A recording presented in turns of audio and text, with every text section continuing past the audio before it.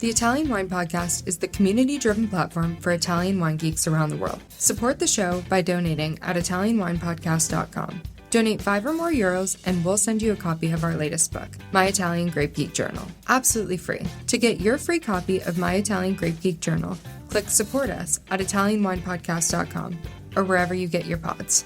Grazie mille.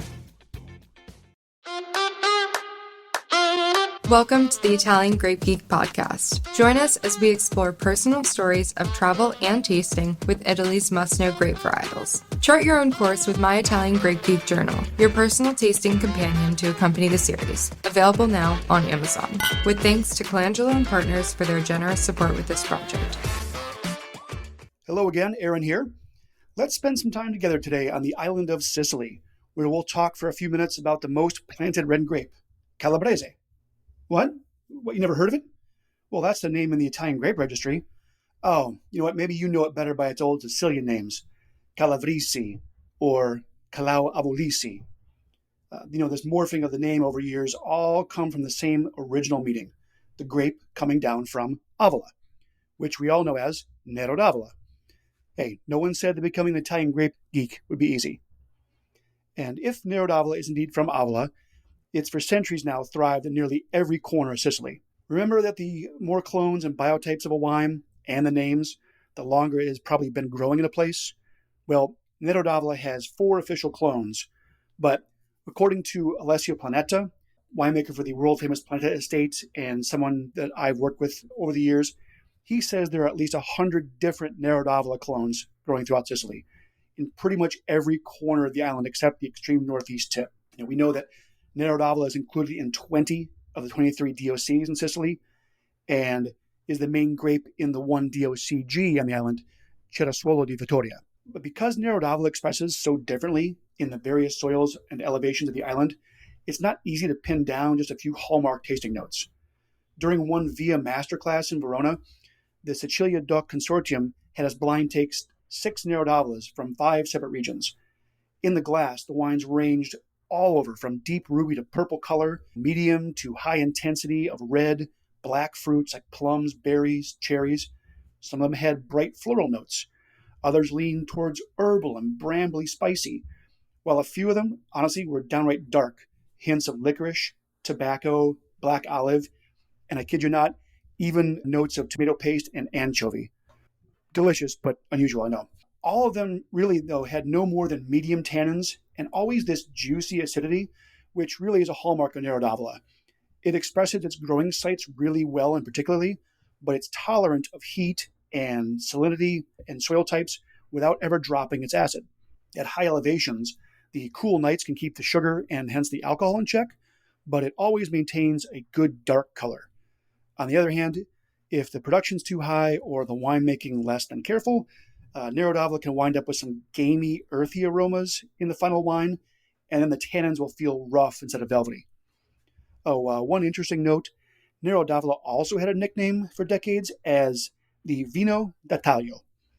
Much of the production would leave Sicily in big tanks on ships, and those ships were bound for northern regions, literally like Tuscany, Piedmont, even France, as a cutting wine, Vino d'Italia. And it added color and fruitiness and alcohol to those famous wines in their cooler and leaner years.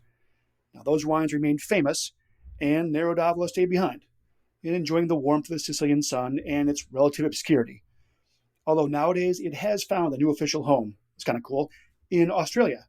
There are 50 vineyards now that have been planted in southern Australia, as winemakers there are attempting, at least successfully with Nero d'Avola, to find grapes that can survive a new warming climate. Now, I can remember my first taste of Nero d'Avola. In the mid-90s, I was working at a big Italian restaurant in the city of Chicago in the U.S. that was very popular for weddings. And we would usually pour for the guests a Sicilian white blend and what we called a Sicilian red blend. But that was, in fact, Nero d'Avola. So no one knew the grape. It was probably labeled IGT back then anyway. But it did provide one constant thing about Nero d'Avola. In the glass, everyone likes it. For Americans with a limited wine vocabulary, it was pretty easy. Someone would say, I like Pinot Noir. Well, here's a juicy red with smooth tannins. Or, I prefer Merlot. Remember, this was the 90s. Well, this red has nice plummy fruit you want. I usually drink Cabernet. Well, look, this dark color. You notice the spice and the cherry flavors.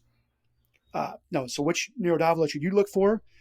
I am sure there are many examples in most export markets. And much of it, honestly, at the lowest price points, still come from the co-ops, which are not always the best examples. I would look for more specific DOCs that have proven to produce more elevated styles. In the southeast, around its origins of Avola, you can find the DOCs of around the towns of Noto, Siracusa, and especially El Loro, where the Pacchino is considered a cru for Nero d'Avola. The red soils around Vittoria make for really smooth Neros, and those Chiaroscuro DOCGs really are one of my favorite red wines. In the east of Sicily, the docks of Trapani, Delia Nivolelli, and Sambuco di Sicilia are all well regarded. Actually, that would make an ideal road trip, no? Just drive completely around the island of Sicily. You're tasting Nero d'Avola from each DOC until you know it completely, like Neo in The Matrix knows Kung Fu. And then you can experiment with all the potential food pairings along the way. On my first trip to Sicily, the winery I visited first about 20 years ago, they served the basic Nero d'Avola alongside a spada agrodolce. It's a grilled swordfish with the sweet and sour caponata on top. And honestly, I have loved that seafood combination ever since for Nero d'Avola. Like with seared tuna or blackened salmon that has that picante spice rub on top, Nero d'Avola rarely overpowers the dish. That same winery, by the way, it's called Principe di Botera in Reisi. They also served that day a single vineyard Nero d'Avola, probably with a lamb that I'm sure was good. But I recently opened one last magnum I've had of that wine, which was the vintage 2000. They won Tre Bicchieri that year in their very first vintage, which if you know the Gambetta Rosso, you know it's pretty rare. And honestly, that wine, after over 20 years, it aged beautifully, which really proves Nero d'Avola can be elevated by particular producers. And really, there are too many excellent wineries to mention just here in this podcast, but a few that really stand out and are worth searching out. Gulfi is obviously first. Tasting through their single vineyard bottles, Nero d'Avola is a true masterclass in sight expression for the grape. Donna Fogata mixed their Emilianotte, Planeta Santa Cecilia, Feudo Montoni Winery, and Feudo Macati all have standout Nero d'Avola wines. COS is really the champion of all things from Vittoria. A personal note, Tasca da Marita del Rosso del Conte was, to my memory, the first Nero d'Avola based wine that I ever spent real money on when I didn't have it. You know, it's blended with Petacone, and some people say it's too oaky, but I really love the way it ages after a few years. And one other thing, if you can find it, I've seen it in Sicily, that Principe di Botera winery, they make a Metodo Classico Brut. It's 100% Nero d'Avola, zero dosage, and it really is one of the best sparkling wine in Sicily. And I think it's just a sign of things to come for the new generation of Nero d'Avola drinkers. All right, let's start planning that road trip. Ciao. Are you enjoying this podcast? Don't forget to visit our YouTube channel, Mama Jumbo Shrimp, for fascinating videos covering Stevie Kim and her travels across Italy and beyond, meeting winemakers, eating local food, and taking in the scenery. Now back to the show.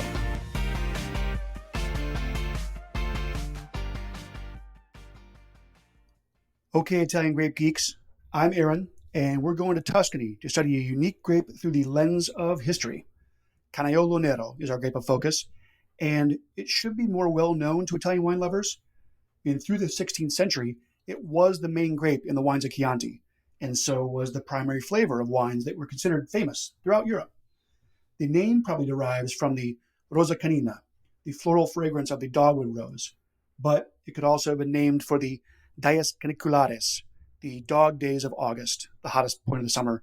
Maybe a bad omen? It was known by other names like Merla, Caccione, Uva Fosca, but Canaiolo Nero was planted throughout Tuscia.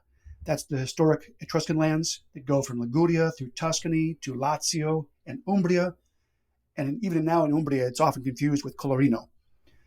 But even when Sangiovese gained more popularity in plantings, as it was listed as the main grape in Barone Ricasoli's Chianti recipe, 1873, Canaiolo Nero was still 20% of the blend. So why did it fall so far out of favor? Well, the grapes are thin-skinned and late to ripen. Vinification in the cellar can be very reductive. It gives unpleasant aromas. And honestly, the grape doesn't give much color to the final wine. Oh, by the way, the leaves are also very downy, fuzzy, so spiders love to attach themselves, which can make harvesting and sorting the bunches unpleasant, I would guess. But really, that all pales in the face of the death knell for Canaiolo Nero, Phylloxera. Phylloxera was not the direct bane for Canaiolo Nero, but it is one of the European grapes that would not easily graft to American rootstock, and so it was pretty much abandoned for vines that were easier to replant. And why then is any Canaiolo Nero left?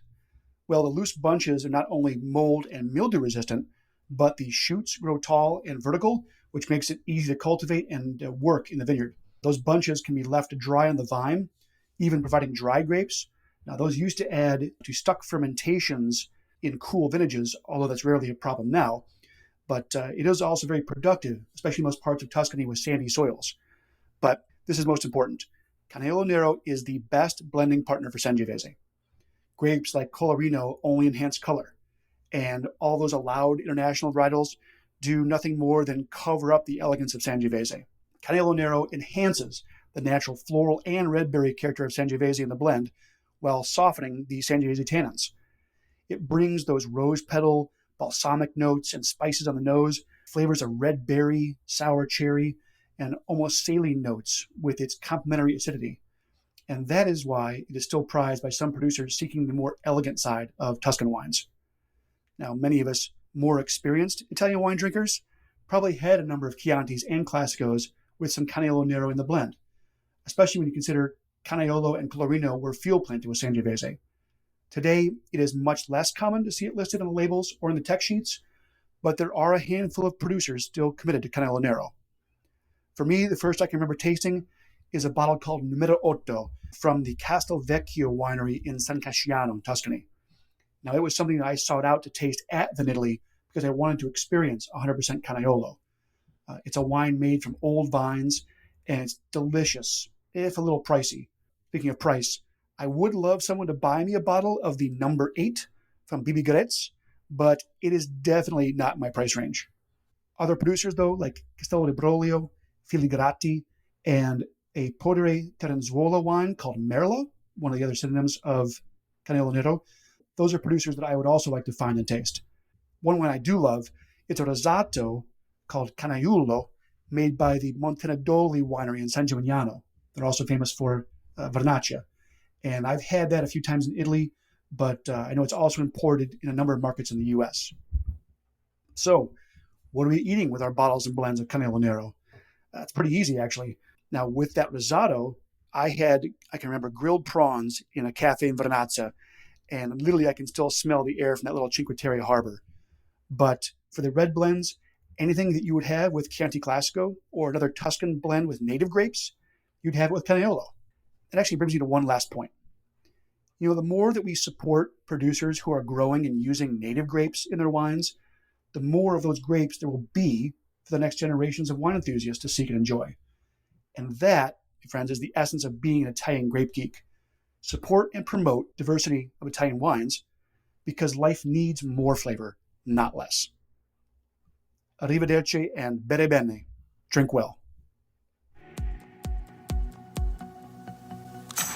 Listen to the Italian Wine Podcast wherever you get your podcasts. We're on SoundCloud, Apple Podcasts, Spotify, Himalaya FM, and more. Don't forget to subscribe and rate the show. If you enjoy listening, please consider donating through ItalianWinePodcast.com. Any amount helps cover equipment, production, and publication costs. Until next time, cin cin.